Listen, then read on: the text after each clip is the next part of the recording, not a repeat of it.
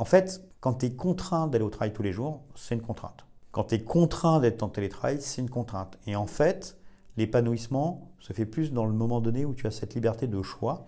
Ils n'ont pas d'obligation de venir tous les jours au bureau, mais du coup, ils s'organisent. Donc des fois, quelqu'un ne vient pas le lundi matin parce qu'elle fait son sport un peu plus tôt, un peu plus tard, elle vient l'après-midi, elle s'organise. En fait, c'est plutôt cette souplesse-là qui permet d'être en assez bonne adéquation avec son rapport au travail.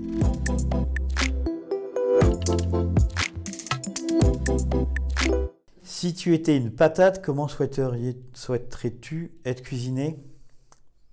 Je pense que ça serait une frite à la plage. Tu vois, être à la plage et bronzer tranquillement, comme une frite. Ok.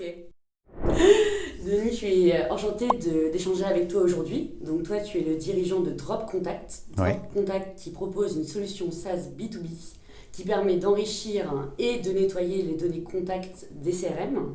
Donc vous êtes une entreprise créée en 2017 qui compte une vingtaine de collaborateurs et vous avez fait le choix audacieux d'adopter un modèle remote first. Bon, maintenant on va rentrer un peu dans le vif du sujet. Déjà, la première question que j'aimerais te poser, c'est vraiment que tu me parles un peu de ta vision, toi, du travail à distance. Sur le télétravail, gros avantages et grosses limites. Gros avantage, c'est que ça permet à des gens de s'épanouir sans contrainte selon ta vie personnelle. Parce que si tu as des enfants, tu dois t'organiser autrement. Donc ça permet d'avoir une souplesse sur des profils de personnes qui sont plus difficiles, enfin qui ne pourraient pas travailler dans une entreprise où tu es obligé d'aller au bureau. Ça a un avantage aussi d'organisation où finalement tu ne perds pas de temps dans les transports, dans les embouteillages, dans les grèves, dans le métro, dans le train, etc. Donc tu gagnes en efficacité, tu t'enlèves aussi une partie de stress de ce déplacement-là, pour l'avoir fait très très longtemps, ce que je fais encore, mais le trajet banlieue-Paris, en train de banlieue, ça marche moyennement bien, enfin ça marche très bien globalement, mais tu as quand même pas mal de dysfonctionnements, donc ça te génère des stress, des attentes, des périodes. Donc c'est vrai que quand tu télétravailles, un des avantages, c'est que forcément tu passes beaucoup moins de temps dans les transports et tu as une qualité de vie, en tout cas en partie, qui est vraiment différente parce que tu peux t'organiser plus simplement et tu peux t'organiser, alors ça dépend des entreprises, mais par exemple comme il n'y a pas d'horaire obligatoire, du coup quelqu'un peut dire là je vais chercher les enfants à 5 heures, profiter de ces enfants, aller les chercher à l'école et puis retravailler un petit peu plus tard ou s'organiser autrement. Donc ça donne cette souplesse-là dessus. Après, c'est pas... Beaucoup de gens pensent que le télétravail c'est la panacée, c'est génial, c'est incroyable. De mon point de vue, non, ça marche très bien pour des personnes, à 100%. Il y a des entreprises qui arrivent très bien à le faire. Mais de mon point de vue, pas complètement. Pourquoi ? Parce qu'on est quand même des êtres sociaux. Et donc, on a besoin, à un moment donné, de faire autre chose que son lit, la salle de bain, le salon, le lit, la salle de bain. On a besoin de rencontrer des gens, on a besoin d'échanger. Et en fait, comme nous, on a une équipe assez soudée, tu vois, on a des personnes qui sont à Marseille, des personnes qui sont à Montpellier. Puis c'est eux-mêmes qui, au bout d'un moment donné, ont dit en fait, il faudrait que je revienne plus souvent parce que ça me manque. Parce que j'aime bien travailler avec l'équipe, j'aime bien être avec les différentes personnes de la boîte. Donc on a par exemple une personne qui travaillait à Paris. Son fantasme absolu, c'était de vivre à Annecy, qui a des potes, qui fait de la randonnée, etc. Donc c'est ce qu'il a fait. Et puis depuis, finalement, il a pris aussi un appartement à Paris. Donc en fait, il fait 15 jours à Paris, 15 jours à Annecy. On a une deuxième personne qui est en train de préparer ça, de faire Angers-Paris, Paris-Angers, dessus. Et les gens qui sont à Marseille-Montpellier, qui viennent moins souvent, eux aussi commencent à venir plus souvent. D'accord. Donc en fait, tu as cet équilibre à trouver et chacun a besoin d'un équilibre différent. Tout le monde n'est pas pareil. Il y a des gens qui ont besoin d'être plus en communauté. Et puis ça permet aussi de partager quand tu... En fait, quand tu es contraint d'aller au travail tous les jours, c'est une contrainte. Quand tu es contraint d'être en télétravail, c'est une contrainte. Et en fait, l'épanouissement se fait plus dans le moment donné où tu as cette liberté de choix et de pouvoir par moment donné aller au bureau, par moment donné faire du télétravail. Nous, tu vois, par exemple, les gens qui sont sur Paris, ils n'ont pas d'obligation de venir au bureau, même s'ils ne sont pas en full remote ou en remote. Ils n'ont pas d'obligation de venir tous les jours au bureau, mais du coup, ils s'organisent. Donc des fois, quelqu'un ne vient pas le lundi matin parce qu'elle fait son sport un peu plus tôt, un peu plus tard, elle vient l'après-midi, elle s'organise. En fait, c'est plutôt cette souplesse-là qui permet d'être en assez bonne adéquation avec son rapport au travail. Ok, donc aujourd'hui, en fait, les collaborateurs ont le choix entre venir sur site ou rester à leur domicile pour télétravailler. Oui. C'est bien ça. Et en termes de mobilité, Ouais. Quelle est la politique de mobilité chez Drop Contact? On a une seule contrainte, c'est que tout le monde doit travailler en France. Ok. Donc quelqu'un qui dit bah voilà moi je voudrais aller travailler en Écosse ou au Portugal ou à Bali ou machin, c'est pas possible. Si ponctuellement tu dis voilà il y a une semaine dessus, oui pour une semaine on va le faire, on va dire oui bah, tu peux travailler une semaine en télétravail, c'est pas un sujet. Quand c'est très ponctuel il n'y a pas de sujet. Par contre tu peux pas avoir quelqu'un qui travaille à l'étranger de manière continuelle. Pourquoi? Parce qu'en fait ce qu'on oublie beaucoup c'est que le droit social en France est très complexe, très pointu et que la législation du télétravail n'est pas complètement adaptée. Il y a beaucoup de failles. Et que les assurances et la législation du télétravail hors de France est très compliquée quand c'est là où tu vis. Donc en fait, ça nécessite beaucoup d'organisation, beaucoup de textes, comme les gens qui sont qu'on appelle ça quand tu travailles à l'étranger, quand tu vas travailler En détachement, en expatriation. Voilà, donc tu rentres dans le cadre d'expatriation, de détachement, donc c'est vraiment plus compliqué pour une entreprise de petite taille. Tu as une complexité à avoir administrative qui est beaucoup plus forte en fait dessus. Donc en fait, on n'est pas du tout sur ça aujourd'hui et en fait, je préfère qu'on ait encore les gens qui soient justement un peu un noyau dur, tu vois, de 22 personnes, qui aient cette proximité-là. En termes de mobilité, donc nous les gens vont pouvoir prendre, l'équipe peut prendre quand ils veulent leur billet de train ou d'avion, selon les cas de figure. On passe par un service qui s'appelle Ocarito. C'est deux copains qui ont fondé ça. D'ailleurs, c'est une boîte qui a été rachetée par Swile. Et en fait, l'avantage, c'est que en tant que salarié, tu n'avances pas l'argent. Donc en fait, tu vas sur la plateforme, tu regardes tes billets de train comme ce que tu fais avec la SNCF ou autre. Tu les réserves et c'est pas toi qui avances l'argent, c'est directement le compte de l'entreprise qui est débité. Le système de Carito permet de mettre des règles en disant que ça doit être validé par ton manager, etc. Mais chez nous, il n'y a pas ça. C'est-à-dire que chaque collaborateur peut prendre autant de billets qu'il veut, autant de fois qu'il veut, sans qu'il y ait une validation de ma part. Okay. C'est la seule contrainte. Tu en as, je pense à une collaboratrice qui travaille en France, mais qui est à l'île de la Réunion. Et en termes de coûts financiers, c'est le fait d'octroyer à ses collaborateurs la possibilité de venir dans les locaux parisiens régulièrement quand bon leur semble. Ouais. Quel coût? J'en sais rien, je m'en fiche. En fait, ce coût est complètement dérisoire. On est sur 22 personnes, donc on n'a pas 5000 personnes. Quand tu as une boîte de 5000 ou 1000 personnes, les coûts peuvent être importants, et même.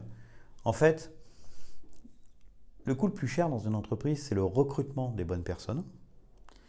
C'est le fait que tu sois obligé de contrôler des personnes ou faire toujours des réunions de contrôle de ceci, de cela. C'est le fait de licencier des personnes. Tout ça, c'est un coût qui est colossal et qui te défocus du vrai sujet. Et donc, en fait, à partir du moment donné où les gens sont bien dans ton entreprise, sont compétents, sont dans le même état d'esprit et que tout le monde avance dans la même direction, c'est ce qui coûte le moins cher. Donc, en fait, le fait qu'un collaborateur prenne 3 fois dans le mois un billet de train, on s'en fiche complètement. Le coût du budget du déplacement, c'est complètement absorbé par le reste. Quand on fait des semaines ensemble, on est toute une semaine tous ensemble, ce qu'on appelle des drop week, ça a un coût, mais ça rapporte tellement à l'entreprise. Ça apporte tellement dans le fait que les gens se fédèrent ensemble, que les échanges sont beaucoup plus fluides après, que les gens s'entraident parce qu'ils ont bu des bières ensemble, ils ont déconné, ils s'entendent bien sur des groupes de musique, ils sont allés à des concerts ensemble. Tu vois, moi, j'ai des collaborateurs qui sont sur Paris, ils sont allés passer une semaine chez un collègue qui est à Marseille. Puis après, ils sont remontés, ils sont allés chez une autre collègue qui est à Strasbourg. Tu crées un lien, tu as un lien qui est fort. Et ça, vraiment, c'est hyper bien quand tu as ça dans ta boîte. Ok. Quels sont les rituels de Drop Contact? Non, le rituel qu'on a, c'est effectivement ce qu'on appelle les drop week. C'est on passe une semaine ensemble, donc tous les 3-4 mois. On se loue une grande maison, donc on change à chaque fois. Une grande maison pendant une semaine, du mercredi au mercredi. Et en fait, c'est pas du team building. On va pas se voir pour la stratégie de la boîte, la culture de la boîte, quels sont les mots qui nous représentent, etc.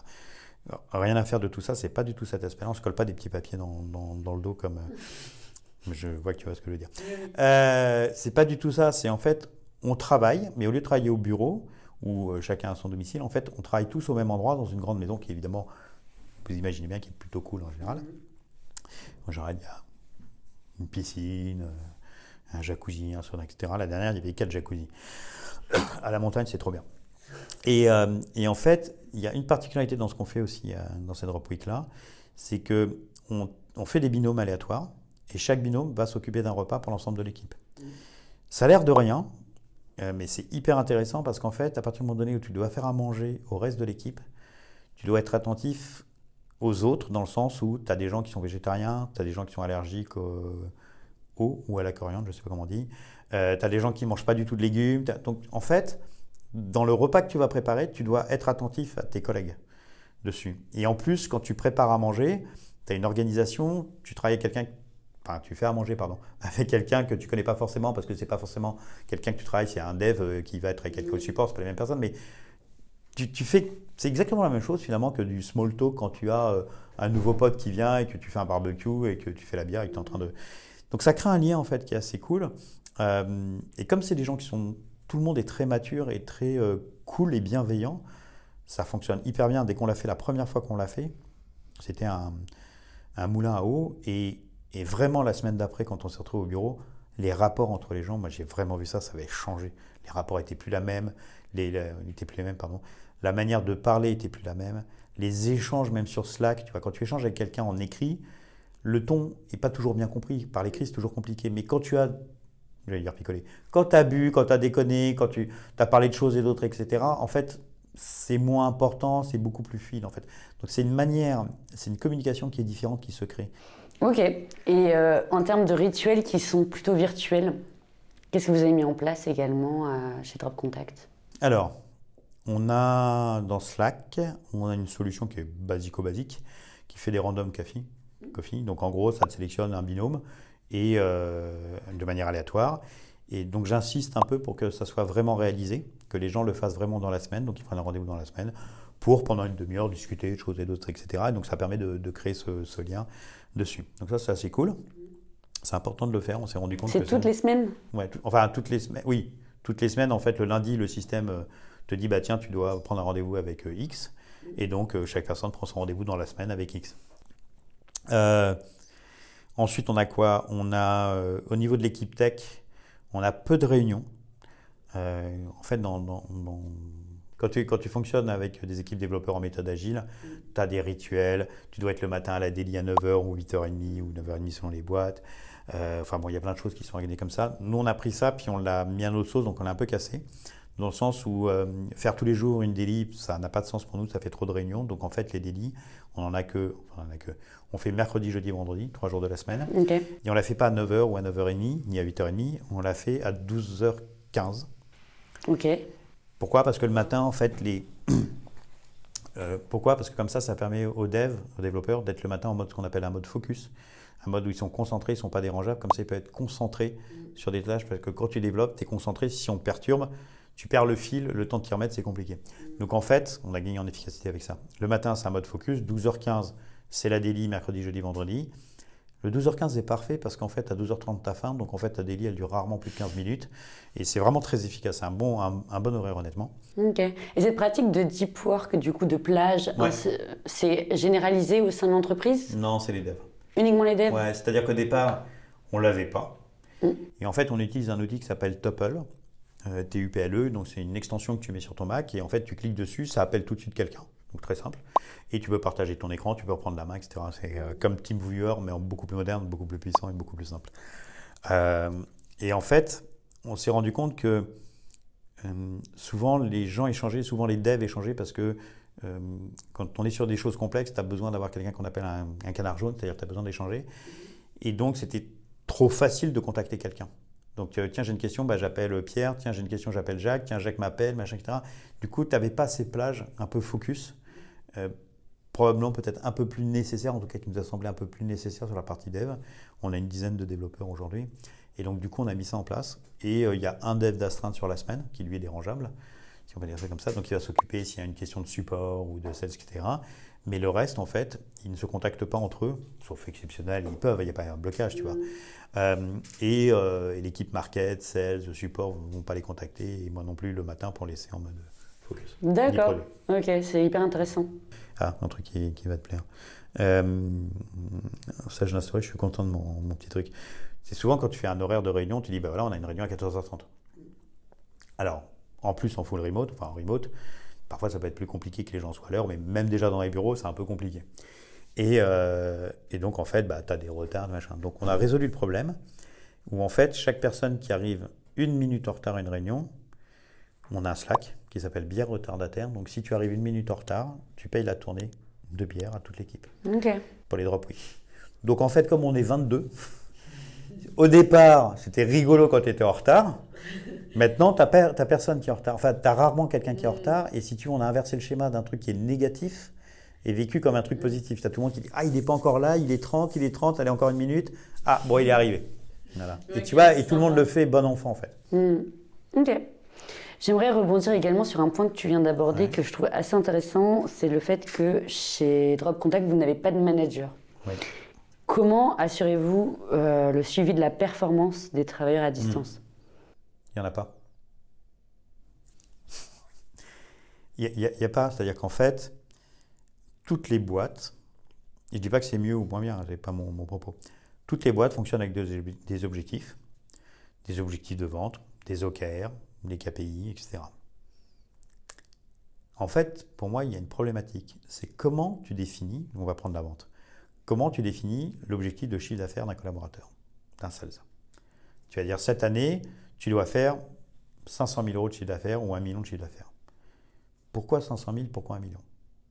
On va prendre 500 000. Pourquoi 500 000 ? Pourquoi pas 550 000 ? Pourquoi pas 600 000 ? Pourquoi pas 480 ? Oui, mais parce que c'est l'objectif qu'on a fait, qu'on s'est donné, qu'on machin, etc. Ok. Tu prends le Covid, à la période du Covid, il y a moins de ventes globalement. Donc les objectifs ne peuvent pas être atteints. Donc tu fais porter la responsabilité d'un objectif qui ne peut pas être atteint sur un sales. Donc lui se trouve dans une situation d'échec. Donc si tu es dans une situation d'échec parce que tu ne peux pas atteindre ton objectif, globalement c'est plus compliqué. Mais tu fais quoi du coup ? Tu dis, tu n'as pas atteint ton objectif, donc je te licencie. Donc je ne te donne pas de ta prime. Donc, en fait, tu joues sur beaucoup d'éléments psychologiques d'un individu. Donc ça ne marche pas avec tout le monde, ça ne marche pas tout le temps. C'est pour ça que je parle de la maturité professionnelle. L'entreprise, tous les gens de l'entreprise, on a un vrai objectif et une vraie ambition et une vraie vision sur l'entreprise. Et tout le monde est aligné avec ça. Donc si j'ai par exemple une personne où on sent que on ne peut pas lui faire confiance, que on sent que ça ne travaille pas. Enfin, ça se voit, tous ces trucs. T'as pas besoin de... Enfin, il y a des tas de choses, honnêtement. Tu n'as pas besoin de mettre des chiffres, tu n'as pas besoin de mettre des horaires de travail, tu n'as pas besoin de mettre des outils de contrôle de ceci, cela. En tout cas, sur 22 personnes, si tu es un peu attentif, si tu regardes, si tu écoutes, si tu vois, tu te rends compte parce que tu ne peux pas te masquer quand on est dans une boîte, ça se voit, ton travail se voit quand tu produis. Et quand tu as une équipe qui produit, quelqu'un qui produit beaucoup moins, pas parce qu'il est moins bon qu'il est en apprentissage, ça c'est normal, tu vois, mais parce qu'il est, allez, on va plutôt tir au flanc, ça se voit. Donc tu n'as pas besoin de tous ces éléments-là. Donc non, on n'a pas ce système de contrôle. D'accord. Après, tu as un autre élément, donc on s'est inspiré de ce qui se fait dans la méthode agile, en fait, souvent en tant que dev, c'est-à-dire que tu fais ton code, et en fait, tu vas demander ce qu'on appelle une PR, ou une MR si c'est utilisé un autre GitLab. En fait, tu vas faire revoir ton code par un autre développeur. Tu as des entreprises où le code qui est revu par un autre développeur, l'autre développeur est un lead dev, c'est-à-dire un développeur de meilleure compétence, plus de compétences, qui va en gros vérifier ta copie, corriger, et te dire là, tu aurais dû améliorer ci, améliorer ça. C'est globalement ce qu'il fait. Donc ça, c'est assez hiérarchisé, ça marche. Tu as d'autres entreprises comme nous, en fait, on n'a pas de revue de code de quelqu'un qui est responsable de la revue de code.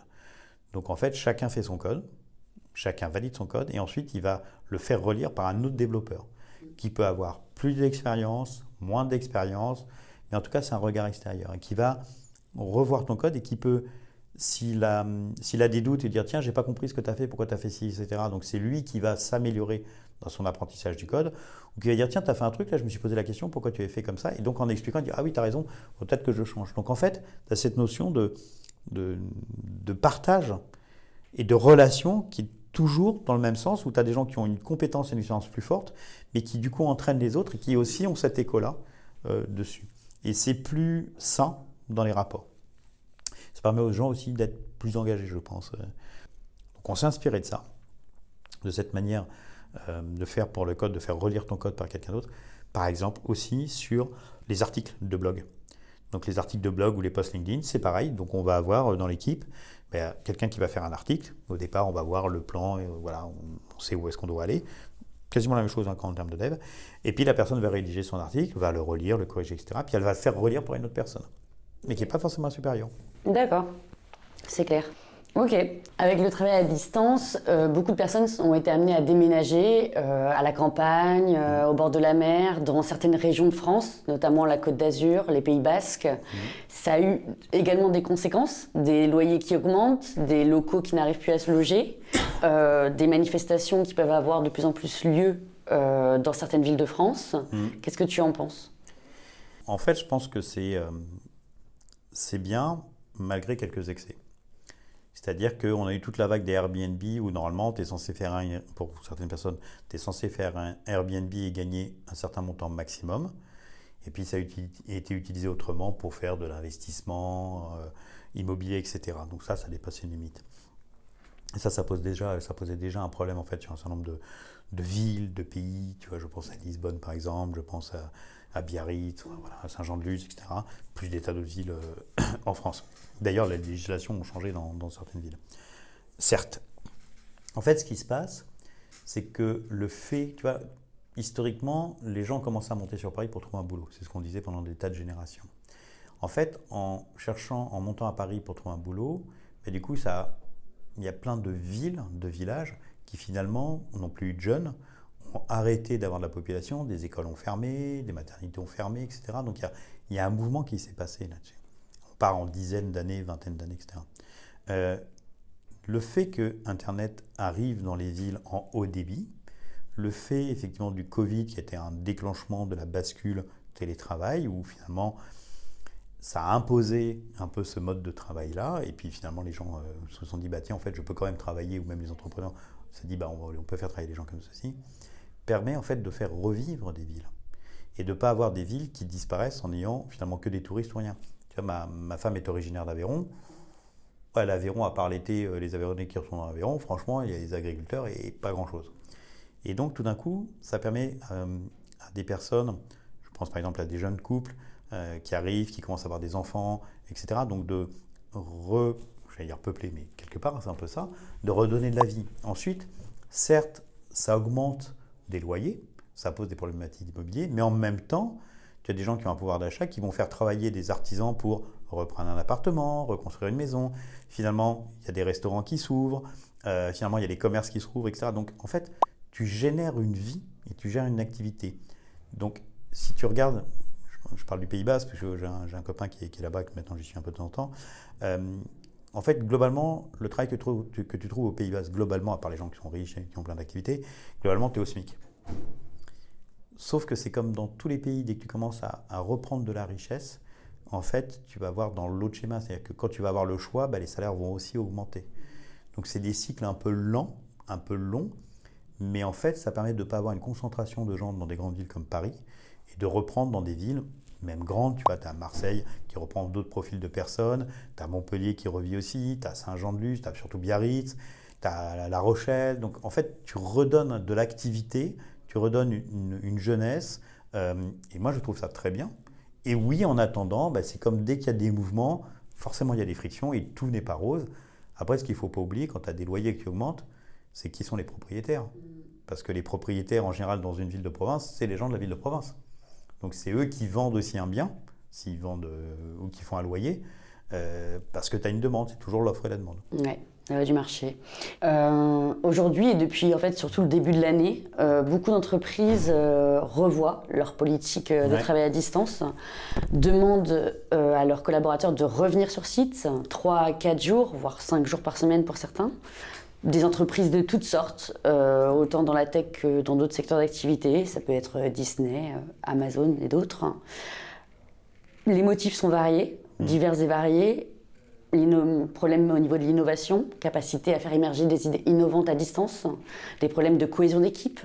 Et plus récemment, il y a 2 semaines, la Banque d'Angleterre a demandé également un retour sur site de ses collaborateurs parce qu'elle rencontre des difficultés à intégrer les nouveaux arrivants. Qu'est-ce que tu penses de ce retour en arrière qu'on peut observer depuis quelques mois cette année? Alors, d'abord, je ne suis pas sûr que ce soit un retour en arrière. Le premier point. Le deuxième point, c'est que le télétravail a été quelque part imposé par la crise Covid. Donc il n'a pas forcément été préparé, qui n'a pas été anticipé, qui n'a pas été organisé, qui a été globalement un petit peu subi, en tout cas pour les entreprises, pour les salariés aussi, bien évidemment, mais où des salariés ont trouvé plus ou moins leur compte, mais il n'y a pas eu de mise en place, il y a eu plutôt on met des rustines à droite à gauche et on fait en état, et comment on fait pour faire revenir les gens. Ce qui est compliqué, c'est un petit peu ce que j'évoquais tout à l'heure, c'est que tout le monde n'est pas fait pour faire du télétravail selon moi. C'est comme tout le monde n'est pas fait pour être entrepreneur. C'est une grande phrase de The Family, tout le monde peut être entrepreneur. Je n'ai jamais été convaincu par cette phrase-là, parce que souvent ça peut être un fantasme. Et franchement, si tu aimes dormir la nuit, il ne faut pas être entrepreneur, de manière générale. Et si tu aimes ne pas avoir de soucis, il ne faut pas non plus être entrepreneur. Donc, trêve de plaisanterie, je reviens sur le sujet. Je pense que tu as des collaborateurs, tu as des personnes qui ne sont pas faites pour être en télétravail. C'est pas leur kiff, c'est pas là où ils sont bien, ils peuvent ne pas travailler, ils peuvent ne pas aimer ça, ils peuvent se sentir isolés, ils peuvent avoir des problèmes psychologiques, le fait d'être seul, isolé, etc. Donc c'est pas blanc ou noir, c'est pas ouais, le télétravail c'est génial pour tout le monde. Il y a des gens qui ne sont pas faits pour, il y a des entreprises qui ne sont pas faites pour, il y a des gens qui sont dans ton entreprise, si tu as une entreprise de 5 000, 10 000, 20 000 salariés, dans ton recrutement, tu n'as pas pris en compte que tu devais avoir des gens qui étaient dans ce type d'environnement et qui étaient prêts à faire ça et que ça fonctionne dans les deux cas. Donc je pense qu'il y a cet aspect de difficulté. Plus l'entreprise est grande, j'imagine, plus c'est difficile. Nous, on est la taille de 22 personnes, donc si tu veux, en termes de management, gérer, voir un peu d'humain à droite à gauche, même si ce n'est pas si simple que ça, globalement, ça se gère. Quand tu as une boîte de 1000 ou 2000 ou plus que ça, je pense qu'il y a beaucoup plus de difficultés. Après, les managers de ces boîtes-là ne sont pas non plus formés, tu vois, tu as des managers qui sont confrontés à ça. Et puis, tu as le rôle du manager. C'est-à-dire qu'en fait, une entreprise qui a beaucoup de salariés a beaucoup de managers. Mais si les managers sont des relais de la direction, mais si les gens sont en télétravail et qu'ils sont à leur domicile, tu as moins de contrôle, tu as moins besoin de manager, mais en même temps, tu as besoin d'un manager. Donc, c'est compliqué. Eux-mêmes sont dans une situation, le manager il est dans une situation un peu ambiguë de « mais je sers à quoi ?» Tu vois, donc, je ne sais pas, tout ça, à mon avis, c'est vraiment complexe.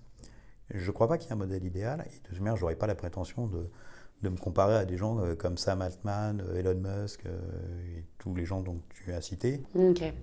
Donc, ouais, comme on a vu, il y a des entreprises qui vont plutôt choisir de revenir sur du présentiel, mais d'autres, au contraire, aimeraient transiter vers un modèle remote first, comme le vôtre, ou un modèle full remote. Quels conseils tu pourrais leur donner ? D'abord, ça se prépare. Il y a beaucoup d'échanges. Il faut être très attentif. Et je pense que quand tu fais cette bascule-là, il y a un moment donné, comme tout le monde n'est pas fait pour faire ça, tu vas être obligé de te séparer d'un certain nombre de collaborateurs et d'embaucher d'autres collaborateurs qui ont ce profil-là. Voilà. Je ne sais pas si tu as 50 salariés et que tu bascules comme ça, il y a peut-être 5, 10, 15, 2, j'en sais rien, je ne sais pas combien, de personnes qui ne seront pas adaptées, enfin pas adaptées, on s'entend, hein, mais qui ne seront pas bien dans la situation ou qui ne travailleront pas. C'est pas des boulons en fait. Et on a été embauché dans une boîte pour une mission dans un cadre d'une certaine manière. Si tu changes le cadre et la manière de faire, c'est pas impossible que effectivement des gens ne se sentent pas bien ou que toi tu ne sentes pas bien des gens et tu dis non, là j'ai une personne, je l'ai embauchée, elle travaille très très bien au bureau, là je ne sais pas ce qui se passe dans sa famille, dans sa vie au quotidien, les enfants l'empêchent de travailler, ou il est déconcentré, ou il joue à la console toute la journée, j'en sais rien, mais tu vois, on a chacun nos propres ressorts. Et quand on est embauché sur une fonction, un poste dans un cadre, si tu changes le cadre, tu changes les éléments. Donc ça peut marcher sur plein de gens et quelques-uns, effectivement, ça marchera, mais il faut le savoir au départ. Si tu le sais au départ, que tu en es conscient, tu l'acceptes et que tu es prêt à prendre ces décisions-là, pourquoi pas. Donc je pense qu'il y a vraiment... on n'est pas dans un... souvent. Parfois, on peut penser que tout est idéal. Tu dis, je change ça, ça va être génial. En fait, dès que tu changes quelque chose, il y a des tas de trucs qui sont super, et puis il y a des tas de frictions, et donc il faut juste avoir conscience de ces frictions, savoir y faire face, et prendre des décisions, et parfois elles sont désagréables, parfois elles sont douloureuses, mais c'est une réalité, tu peux pas... Tu vois, c'est comme quand tu vois quelqu'un en entretien, on en parlait tout à l'heure, en off, tu vois quelqu'un, il est super, il a passé plein d'entretiens et tout, il est en période d'essai, il bosse, et puis au bout de 2 mois, tu te dis, en fait, au quotidien, je me rends compte que c'est pas ça, quoi. Ça va pas fonctionner. Je faisais une métaphore sur les couples. Enfin, tu rencontres quelqu'un dans une soirée, il est super, au bout d'une semaine, il est trop bien, c'est génial, on va au restaurant et tout. Au bout de 2 mois, tu dis, oula, il y a les chaussettes qui traînent, il a mauvais caractère, il crie, ou elle crie, enfin peu importe. Puis tu vois les défauts d'une personne. Donc le fait que ça fonctionne est compliqué. Et tu ne peux pas le savoir avant. C'est au moment donné où tu travailles avec quelqu'un, tu te rends compte que le travail en commun fonctionne, que oui, bah, on a tous nos limites, nos défauts de trucs, mais si globalement ça fait l'affaire, ça fait l'affaire. Les couples qui durent, c'est parce qu'ils acceptent aussi leurs différences et qu'ils ont une exigence, mais une confiance et des limites. Si tu n'as pas confiance, et si tu veux que la personne soit exactement ton modèle à toi, la probabilité que ça fonctionne elle est quand même très très rare. Voilà. C'est un peu le fait que des couples se séparent.